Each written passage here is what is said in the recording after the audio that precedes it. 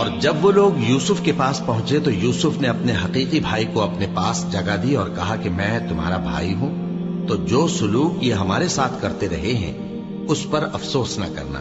پھر جب ان کا اسباب تیار کر دیا تو اپنے بھائی کے تھیلے میں آپ خورا رکھ دیا۔ پھر جب وہ آبادی سے باہر نکل گئے تو ایک پکارنے والے نے آواز دی کہ قافلے والو، تم تو چور ہو۔ وہ ان کی طرف متوجہ ہو کر کہنے لگے کہ تمہاری کیا چیز کھوئی گئی ہے؟ وہ بولے کہ بادشاہ کا کٹورا کھویا گیا ہے، اور جو شخص اس کو لے کے آئے اس کے لیے ایک بار شتر انعام، اور میں اس کا ضامن ہوں۔ وہ کہنے لگے کہ اللہ کی قسم، تم کو معلوم ہے کہ ہم اس ملک میں اس لیے نہیں آئے کہ خرابی کریں، اور نہ ہم چوری کیا کرتے ہیں۔ وہ بولے کہ اگر تم جھوٹے نکلے یعنی چوری ثابت ہوئی تو اس کی سزا کیا؟ انہوں نے کہا کہ اس کی سزا یہ کہ جس کے تھیلے میں وہ دستیاب ہو وہی اس کا بدل قرار دیا جائے۔ ہم ظالموں کو یہی سزا دیا کرتی ہیں۔ پھر یوسف نے اپنے بھائی کے تھیلے سے پہلے ان کے تھیلوں کو دیکھنا شروع کیا، پھر اپنے بھائی کے تھیلے میں سے اس کو نکال لیا۔ اس طرح ہم نے یوسف کے لیے تدبیر کی، ورنہ بادشاہ کے قانون کے مطابق وہ اپنے بھائی کو لے نہیں سکتے تھے، مگر یہ کہ اللہ چاہے۔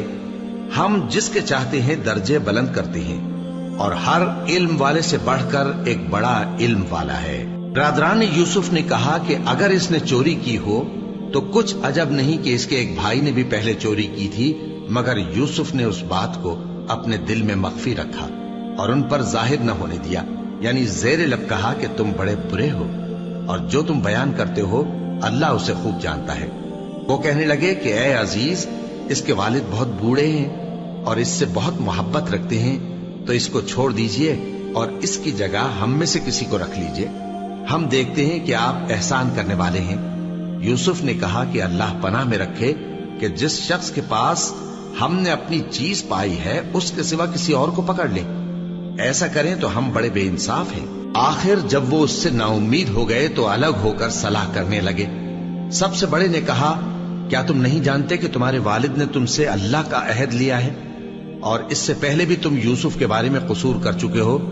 تو جب تک والد صاحب مجھے اجازت نہ دیں میں تو اس جگہ سے ہلنے کا نہیں، یا اللہ میرے لیے کوئی فیصلہ کرے، اور وہ سب سے بہتر فیصلہ کرنے والا ہے۔ تم سب والد صاحب کے پاس واپس جاؤ اور کہو کہ ابا، آپ کے صاحبزادے نے وہاں جا کر چوری کی، اور ہم نے تو اپنی دانست کے مطابق آپ سے اس کے لے آنے کا عہد کیا تھا، مگر ہم غیب کی باتوں کے جاننے اور یاد رکھنے والے تو نہیں تھے، اور جس بستی میں ہم ٹھہرے تھے وہاں سے یعنی اہل مصر سے اور جس قافلے میں آئے ہیں اس سے دریافت کر لیجئے، اور ہم اس بیان میں بالکل سچے ہیں۔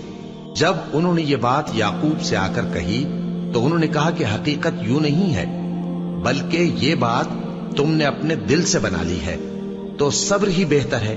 عجب نہیں کہ اللہ ان سب کو میرے پاس لے آئے، بے شک وہ علم والا ہے، حکمت والا ہے۔